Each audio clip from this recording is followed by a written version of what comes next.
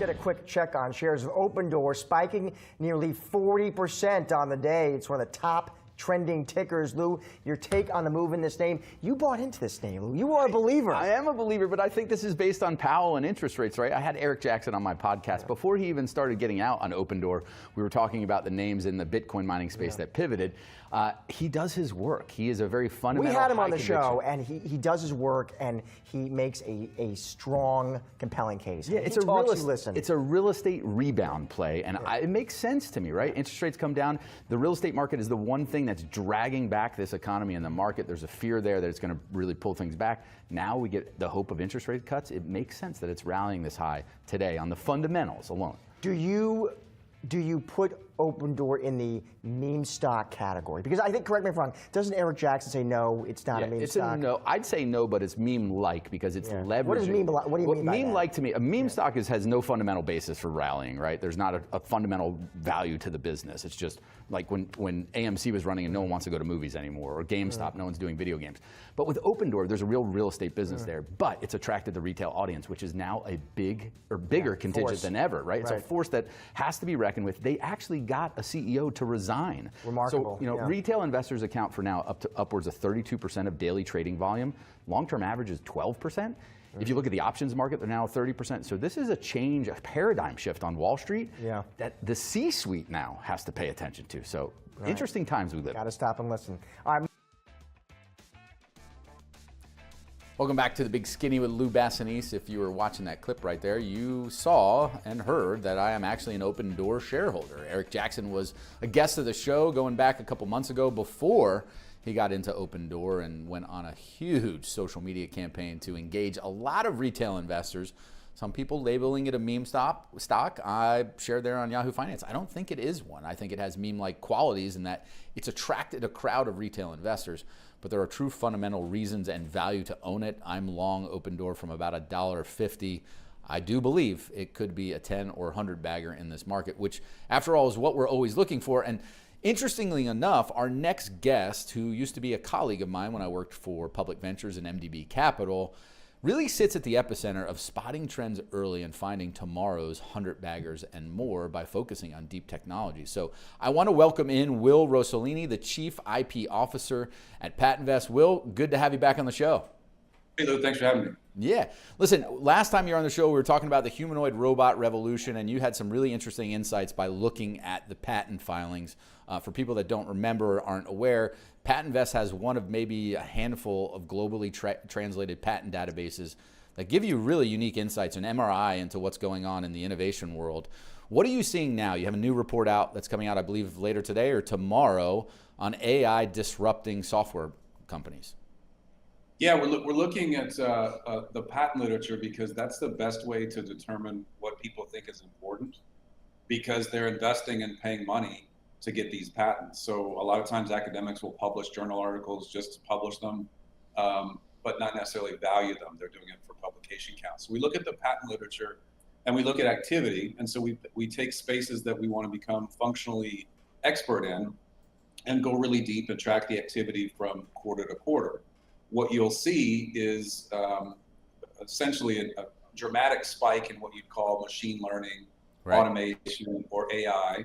And that spike goes in pretty predictable paths. You can look back at the news and kind of see when it becomes cognizant. In 3 or 4 years before that, you see the spike in patents. And is it uniform across countries, or is it growing in certain countries more than others? What are the trends you're seeing, globally versus just domestically? Well, the U.S. has about 2/3 of all venture capital funding, so it's had a lot of activity, consistent with what's been done in the past. China's second, and then Europe third. But China has had an enormous amount of filings relative to their historical context, and so they're actively looking to protect, especially in China, which is interesting. Previously, they took a more worldwide strategy. Yeah, where do you see the opportunities and the threats, right? We start talking about here, I think with chart that you have shared in your report, the difference between US and China is that the average patent citations is much higher in the US for US patents, 13.2, which is an indication of uniqueness and value, even though the US is behind in total patents filed. How would you interpret this, and what are the takeaways you see from this data, and what's on the horizon for software companies. Well, what's really interesting is if you look at the sort of LLM's ability to achieve AGI or ASI, superintelligence, ASI superintelligence, I'm not a believer that LLMs will get us there. And so if you take kind of a neuroscience-inspired approach to thinking about where these LLMs to get to consciousness, you need more electricity than we can produce the entire world.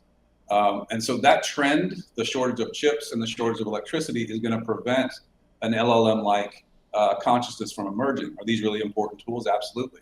What we see happening in sort of the next 5 to 10 years is this disintermediation of software. What I mean by that is it's so easy now to create software that the ability to have a moat based on getting lots of users and driving more advertising, like it's been over the last 15 years, the Facebook stories, the large stories like that, those are largely going to go away as that becomes more commoditized.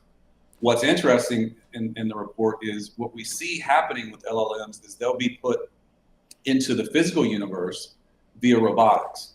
And so you'll see a leap from software-based AI and LLMs into robotic-based artificial intelligence, and that's a really big game changer. Yeah, how far away do you see that future? I mean, we had Chris Camillo on, who's deeply invested in humanoid robots, and he was saying that it's not within 5 years that you're going to see armies of humanoid robots deployed in people's homes, but it is going to scale pretty quickly in the next decade. Where do you see that happening, that jump and miniaturization into the robot space? Yeah, what we see is more of a trend towards patents becoming potentially less and less valuable because of the way that the software can write these patents. We see that trade secrets are going to become more and more important. But we see what we call deep tech areas like robotics, which are physical, science-based or engineering-based innovations, becoming much more important.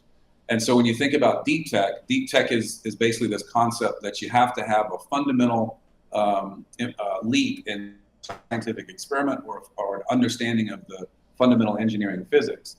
Once you start to move AI into the physical universe, humanoid robots are certainly one, but that physicality is going to start to be a really interesting investment phenomenon because the high margin software is really uninvestable after a certain period of time. Number one, you won't be able to get patents. And number two, if you do, there'll be so many other patents out there that it'll be difficult to really differentiate and protect a moat. Yeah, and are you seeing the funding trends already mirror this change in paradigm shift away from software, traditional non-deep tech into more deep tech venture investments? Well, what I'm seeing is sort of twofold. One is this the traditional venture capital model of company development is deteriorating, albeit there's not a replacement yet. So we see this concept of a venture studio where the investors are closer to the operations and thematically more interested in certain segments that they can build companies at scale. So I see that trend.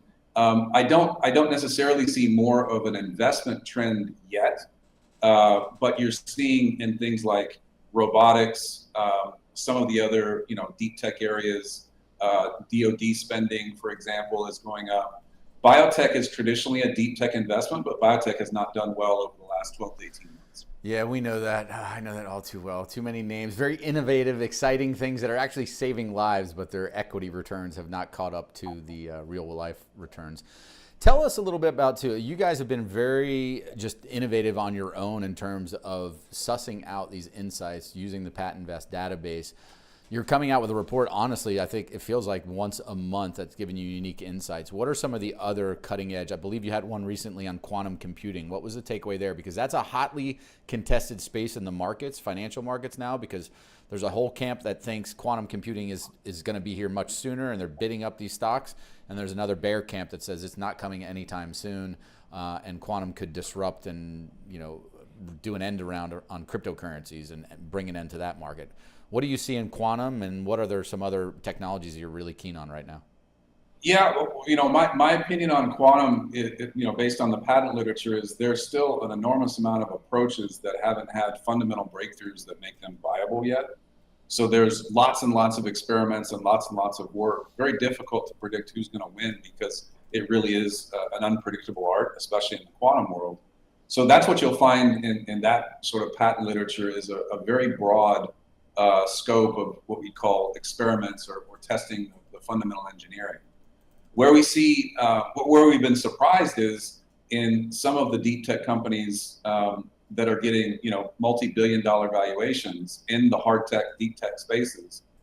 They have very limited patents or patent filings, Right. and traditionally we would have looked at that and said, well, there's a valuation gap that's going to be coming, because if you don't have those areas protected with patents, you're going to be in trouble. Elon Musk, for example, is notoriously, kind of anti-patent and has been that way for He likes for a to while. share the patents, right? I mean, famously, he was doing that with Tesla early on. I don't foresee Yeah, many people following that lead, though.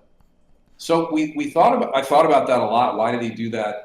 Certainly Neuralink hasn't followed in the footsteps, and they have enforced patents that they've gotten. So it's not necessarily a philosophical approach that he's pro or con patent. What I think he might be quite clearly focused on is patenting activity might be less valuable, and he might be protecting things like trade secrets in ways that is Just doesn't way want to more. reveal it to the world. Hey, we got a question here before we direct people to your website to get the latest reports. Do you have any opinion here on crypto's the last issue quantum will disrupt? It includes, quantum disrupts everything, including national defense, right? I don't have an opinion on this. I'm not as smart as you. I think you have 3 PhDs, made it to the major leagues for 3 or 4 companies or teams. So I'm going to let you take this one. Well, I live in Dorado, Puerto Rico, which is a very interesting place to live and to have owned no crypto since inception. So I'm certainly not a crypto understander in terms of how to make money. All right, well, we're going to leave it there then. Forget that. Neither of us have a good answer. And see, look, folks, when we don't know, we won't respond. We appreciate you joining the conversation. Will, I appreciate you joining again. I want to direct folks to the PatentVest website. If you go there, there's a reports tab. You can see the latest research that PatentVest is putting out. I encourage you to do it. People, there are no one else putting out insights like this. Scan the QR code on your screen. Sign up for their newsletter that comes out regularly, and you're going to be a step ahead when it comes to the earliest, biggest potential technologies in the market. Thanks again, Will, for joining us. Thanks for having me.